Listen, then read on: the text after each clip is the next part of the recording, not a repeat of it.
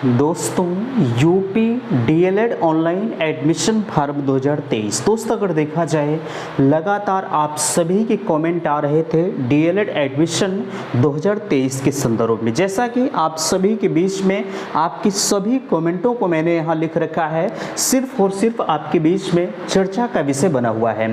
देखिए अगर कहा जाए आप सभी को एक सबसे जो ट्रेंडिंग का मुद्दा चल रहा था बीएड बनाम बीटीसी का मुद्दा, वह पूरी तरह से माननीय सुप्रीम कोर्ट ने उसे जो है फिनिश कर दिया है। यानी अगर एक शब्दों में कहा जाए तो जो बीएड है वो प्राथमिक से बाहर हो चुका है। अगर देखा जाए जैसे ही बीएड जो है प्राथमिक से बाहर हुआ, तत्काल आप सभी के बीच से जो डीएलएड की डिमांड थी वो अपने आप में उठ गई। ठीक है, यहाँ देख पा रहे हैं आपके बीच में लिखा जा रहा है बीएड वाले भी डीएलएड करने जा रहे हैं। जाहिर सी बात है, मैंने आपको कल भी इस बात पर जिक्र किया हुआ था कि जो बीएड कर चुके हैं आपसे जो सीनियर साथी थे वो भी आपके बीच में आ रहे हैं डीएलएड करने, जिसके पीछे कई तमाम वजह हैं। यहाँ अगला देख पा रहे हैं वर्तमान में डीएलएड का क्रेज बढ़ चुका है।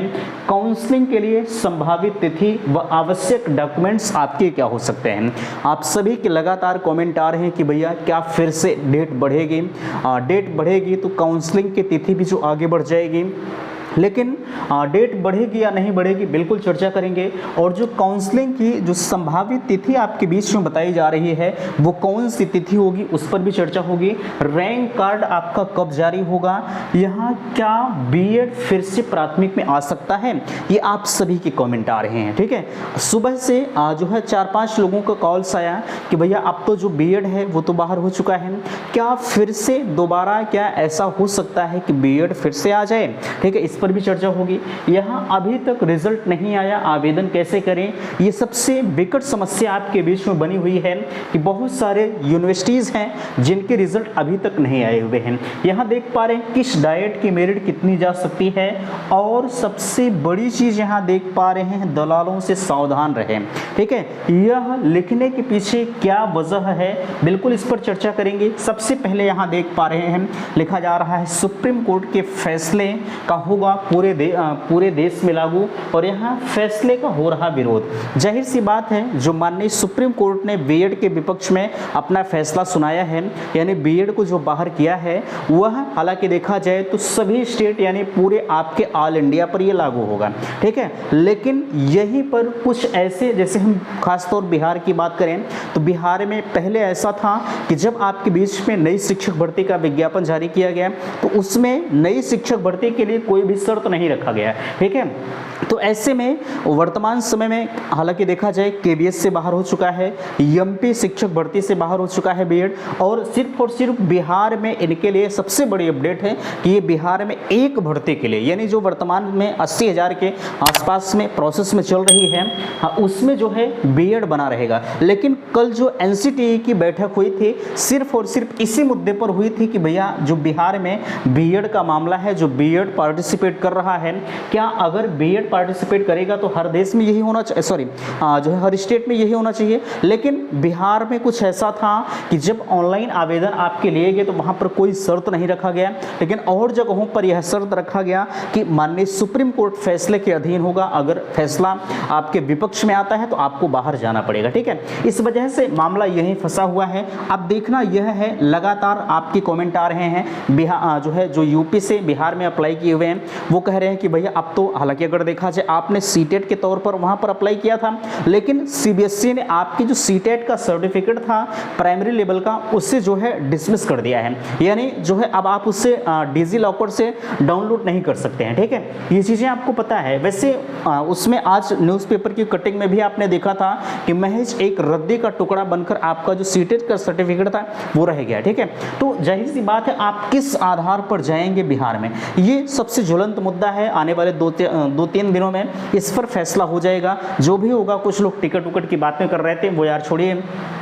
ठीक है, हालांकि ये फैसला जो सुप्रीम कोर्ट का है ये पूरे देश में लागू होगा, ये प्रबल सत्य है। ठीक है, यहाँ बीएड वाले कर रहे डीएलएड जो है करने जा रहे हैं, ये चीज़ें 101% सही है कि बहुत सारे अभ्यर्थी ऐसे हैं जो बीएड कर चुके हैं और आपके साथ में ही वो डीएलएड करने जा रहे हैं। जिसके पीछे वजह है, इनसे पूछा जा रहा है कि आखिरकार इसके पीछे वजह क्या है, तो ये कह रहे हैं कि भैया बीएड जो डीएलएड करने के बाद जो पीआरटी की वैकेंसीज होती है इसमें जो संख्याएं ज़्यादा होती हैं, लेकिन वहीं अगर हम बीएड की बात करें तो जो टीजीटी पीजीटी लेवल होता है इसमें जो भर्तियां होती हैं वो बिल्कुल नाम मात्र की आती हैं। इसलिए बीएड डीएलएड करने वाले की संख्या जो है वो लगातार आपके बीच में बढ़ रही है। ठीक है, और एक चीज़ ध्यान रखिएगा, आपकी बार जो बीएड की कंडीशन ऐसी है कि इनकी जो है पहले इसके जो था कि बीएड की डिमांड इतना था कि आपको खोजे सीट नहीं मिल रही थी, लेकिन अब की बार डीएलएड का यही हाल है कि आपके पास जो है समय कम है, लोग आवेदन ज़्यादा कर रहे हैं। ठीक है,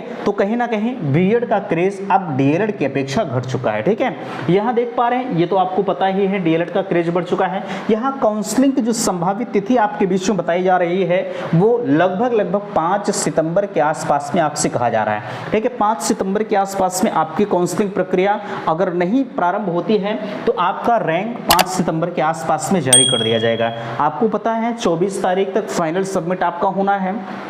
ठीक है, 24 तारीख तक वैसे उम्मीद एक लगभग 90% चांसेस है कि इस महीने के लास्ट तक आपका रैंक कार्ड जारी होगा और 5 से 6 सितंबर के बाद आपका जो काउंसलिंग प्रक्रिया है वो प्रारंभ करा दी जाएगी।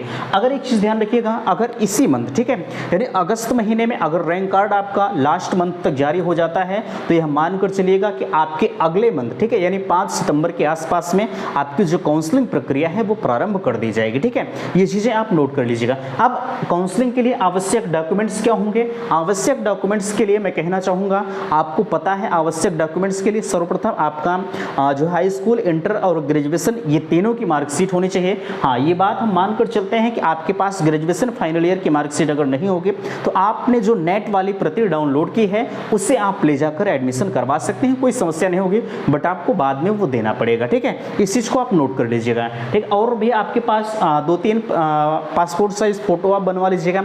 आधार कार्ड आपका हो गया। अगर आप स्कॉलरशिप बेस पर एडमिशन करवा रहे हैं, बहुत सारे विद्यालय ऐसे हैं जो आपकी स्कॉलरशिप बेस पर करेंगे, तो आपके पास आय जात ये दोनों होना कंपलसरी है। ठीक है, बाकी अगर ये सारे डॉक्यूमेंट्स कुछ नहीं होते, जैसे आय जात नहीं होता है, तो आप बाद में भी दे सकते हैं। ठीक है, लेकिन हाई स्कूल, इंटर और ग्रेजुएशन ये तीनों की मार्कशीट होना आपके लिए मस्ट है। बिना इसके आपका जो एडमिशन है वो नहीं हो पाएगा। ठीक है, क्योंकि जब आपका डॉक्यूमेंट वेरिफिकेशन होगा तो उस वक्त आपको दिखाना पड़ेगा। चलिए, यहाँ देख पा रहे हैं क्या बीएड फिर से प्राथमिक में शामिल होगा? देखिए, ऐसा अगर देखा जाए तो लगातार ट्रेंड कर रहा है यह मुद्दा कि बीएड को फिर से प्राथमिक में लाया जाए। अभी आपने देखा, मैंने शाम को जो वीडियो प्रोवाइड किया, लगभग 6,11,000 अभ्यर्थियों ने ट्वीट किया और इनका जो ट्वीट था वो अपने आप में ट्रेंडिंग में आ गया।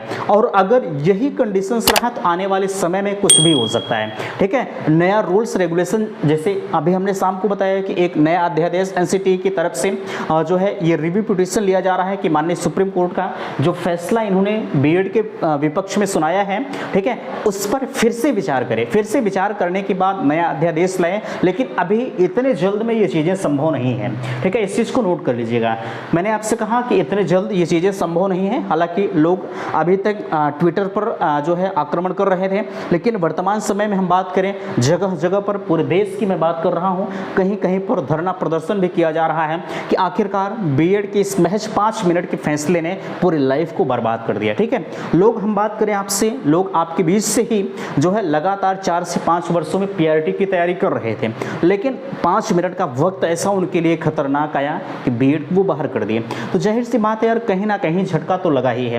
मैं आप सभी से कहना चाहूँगा कि प्लीज़ अगर आपके साथ कोई भी बीएड का कैंडिडेट हो उसका मजाक ना उड़ाएं। मैं देख रहा हूँ आपके बीच में सोशल मीडिया पर तमाम तरह के वीडियोस प्रोवाइड हो रहे हैं, प्लीज़ उनके साथ यार इस तरह का बिहेव ना करें। वैसे भी वो टूट चुके हैं और उन्हें टूटने का प्रयास मत करें। ठीक है, इस चीज़ को आप नोट कर लीजिएगा। जैसे होता नहीं कि हम एक जले पर नमक छिड़क रहे हैं, तो प्लीज़ यह कंडीशंस आप मत लाइए। वैसे भी वो हर तरफ से वो बर्बाद हो चुके हैं। ठीक है, मैंने कहा ना, यहाँ लोग अब बीएड करने के बाद डीएलएड करने जा रहे हैं, तो यार लोगों को इस बात का कोई भी उम्मीद नहीं था कि जो बीएड है वो कभी प्राथमिक से बाहर हो जाएगा। लोग डीएलएड ना करके, मैंने आपसे कहा था कि आने वाले समय में डीएलएड का क्रेज़ बढ़ेगा, और आज देखिए डीएलएड का क्रेज़ बढ़ गया। ठीक है, तो कहीं ना कहीं एक जो संभावनाएं होती हैं वो आगे चलकर जो है मैंने आपके पीछे इसकी जो है लगभग यह मानकर चलते हैं कि लगभग 20 दिनों पहले इस पर मैंने जब चर्चा किया था तो उस वक्त मैंने बताया था कि फैसला डीएलएड के पक्ष में जा सकता है, क्योंकि कुछ ऐसे सूत्र होते हैं जो लगातार इस चीज़ की जानकारी देते रहते हैं। वैसे अगर बात करें हम चाहते तो उनके द्वारा फैक्ट चीज़ें हम बता सकते थे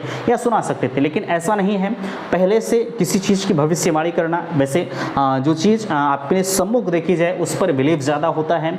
मैंने किसी से सुना था, इस वजह से मैंने बहुत ज़्यादा फुल कॉन्फिडेंस के साथ नहीं कहा था कि ऐसा हो सकता है, लेकिन आज देखिए आपकी बीच में हो गया। ठीक है, चलिए यहाँ देखिए, हालांकि मैंने कहा आपसे कि जगह जगह पर विरोध हो रहा है। विरोध प्रदर्शन के बावजूद अब एनसीटीई क्या इसमें कोई परिवर्तन करता है या नहीं करता है, ये आने वाला वक्त तय करेगा। फिलहाल के लिए जो है अभी वर्तमान समय में हम बात करें तो बीएड जो है वो प्राथमिक से बाहर हो चुका है, लेकिन मांग जारी है। लोग 2 दिन से लगातार ट्विटर कैंपेन चला रहे हैं और उनका जो ट्वीट है वो लगातार ट्रेंडिंग में जा रहा है। ठीक है यार, बीएड की संख्या काफ़ी ज़्यादा है, लोग इतने जागरूक हो चुके हैं।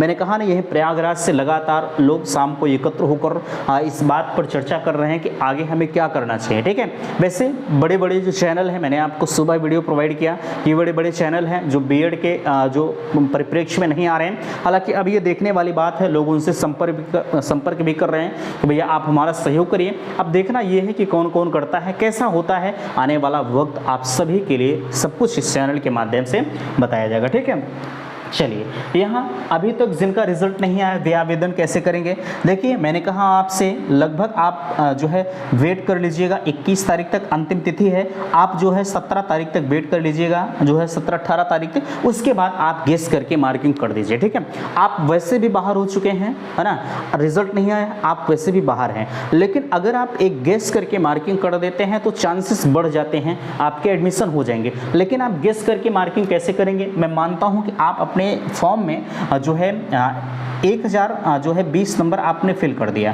ठीक, 1000 जो है 120 नंबर आपने फिल कर दिया, लेकिन फॉर्म में तो आपने इतना फिल किया है, लेकिन आपका जो नंबर आना चाहिए, ठीक है, अगर इससे ज़्यादा आ जा रहा है तो ठीक है, लेकिन अगर 1119 नंबर अगर आपका आ रहा है तो यह मानकर चलिएगा कि आपका एडमिशन नहीं होगा। यानी स्पष्ट रूप से कहा जाए, जितना नंबर आप फॉर्म में फिल कर रहे हैं उससे ज़्यादा नंबर आपके रिजल्ट में आना चाहिए। ठीक है, तब जाके आपका एडमिशन होगा, और नहीं तो पता लगा आपने जितना फॉर्म में फिल किया उससे कम नंबर आ जाएगा तो एडमिशन नहीं होगा। इस चीज़ को आप नोट कर लीजिएगा। ठीक है, सेम यही कंडीशंस करके आप गेस करके मार्किंग कर दीजिएगा, वो भी 17-18 तारीख की बात करिएगा, जब आप खुद जान लीजिएगा कि अब हमारा रिजल्ट नहीं आएगा, तो ऐसे कंडीशंस में करिएगा। अन्यथा की स्थिति में आप खुद समझदार हैं, आप खुद ये डिसाइड करिएगा कि अब हमें करना क्या चाहिए। ठीक है, चलिए ये सारी चीज़ें उम्मीद करते हैं कि आप सभी को समझ में आ रही हैं।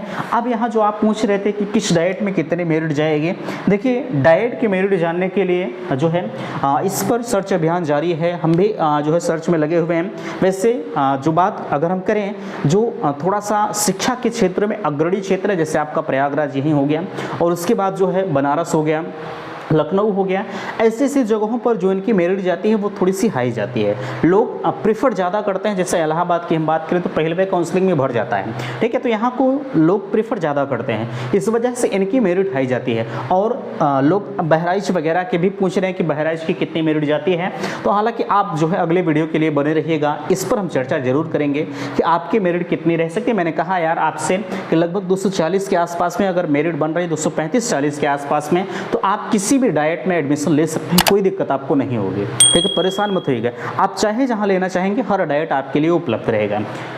चलिए यहाँ देख पा रहे हैं, सबसे बड़ी चीज़ यहाँ लिखी गई है, दलालों से सावधान। इससे पहले यहाँ संपर्क माध्यम लिखा गया है। अगर आपको किसी भी प्रकार की समस्या होती है तो आप इन नंबरों पर जो है संपर्क कर सकते हैं। व्हाट्सएप ग्रुप बना हुआ है जिसकी लिंक मैंने डिस्क्रिप्शन बॉक्स में दिया है, आप ग्रुप को ज्वाइन कर सकते हैं, या आप व्हाट्सएप का यूज़ करके अपने सभी समस्याओं को दूर कर सकते हैं। ठीक है, चलिए यहाँ देखिए, दलालों से सावधान, यह लिखने के पीछे सबसे बड़ी वजह यह है कि आपके बीच में लोग आपको ऑफर कर रहे हैं कि भैया हमारे विद्यालय में आ जाइए, हम आपको 20,000 में करवा देंगे, 15,000 में करवा देंगे। देखिए हमारे पास भैया हर रोज़ जो है 4-6 कॉल्स आ ही जाते हैं कि आप मुझे बच्चों को दे दीजिए, हम आपको पर एडमिशन पर इतना कमीशन देंगे। लेकिन यार हमने आपसे कभी ये नहीं कहा कि भैया आप फला विद्यालय में चले जाइए, वहाँ हमारा लिंक है, आपका एडमिशन इतने रुपये में हो जाएगा। ठीक है, मुझे आपसे रुपए नहीं कमाना है, बस आप विश्वास कर लीजिए, वही मेरे लिए बहुत है।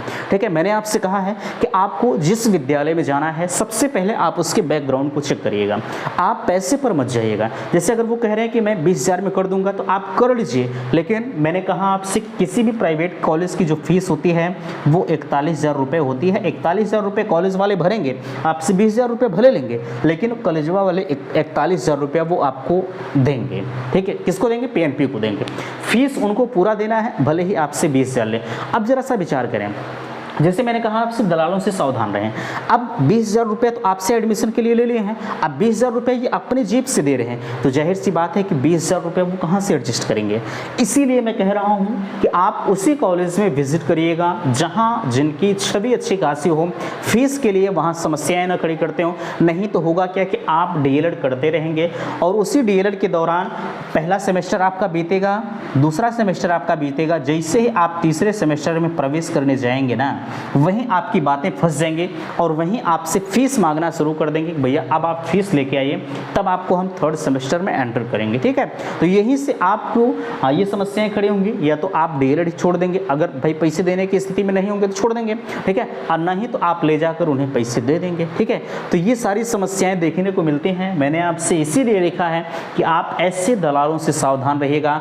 आपको तमाम लोग ऑफर कर रहे हैं कि मेरे यहाँ इतने में हो रहा है, मेरे यहाँ उतने में हो रहा है। आप मुझसे भी पूछते हैं कि सर आप ही बता दीजिए हम कहाँ एडमिशन लें। क्षमा चाहेंगे, मैं इस बात पर जिक्र भी नहीं करता कि आप फला विद्यालय में चले जाइए। ठीक है, या मैंने अगर कभी कहा हो तो आप मुझे कमेंट करके अवश्य बताइएगा कि भैया आपने यहाँ कहा था। ठीक है, मैंने किसी को नहीं कहा है कि आप इस विद्यालय में चले जाइए। यार अगर हमें यही करना होता तो मैं हर रोज़ हमारे पास 4-6 कॉल आ जाते हैं, भैया हम कहाँ एडमिशन ले लें अपना, आप जहाँ कहिए वहीं ले लें। मैंने आपसे कभी नहीं कहा कि आप वहाँ ले लीजिए, आप इसके जिम्मेदार खूब हैं, लेकिन आप इनसे सावधान रहिएगा, अन्यथा की स्थिति में आपको बेस से ही DLED छोड़ना पड़ जाएगा। ठीक है, ये आए दिन ये समस्याएं देखने को मिलती हैं। तो प्लीज़ मैं निवेदन करूंगा कि अगर सारी बातें आपको समझ में आई होंगी तो आप मुझे अपना फीडबैक अवश्य दीजिएगा। और एक निवेदन यार करूंगा कि आप चैनल को सब्सक्राइब नहीं करते, प्लीज़ चैनल को सब्सक्राइब जरूर कर दीजिएगा। ठीक है, तो चलिए मिलते हैं नेक्स्ट अगले वीडियो में, तब तक के लिए थैंक्स, धन्यवाद।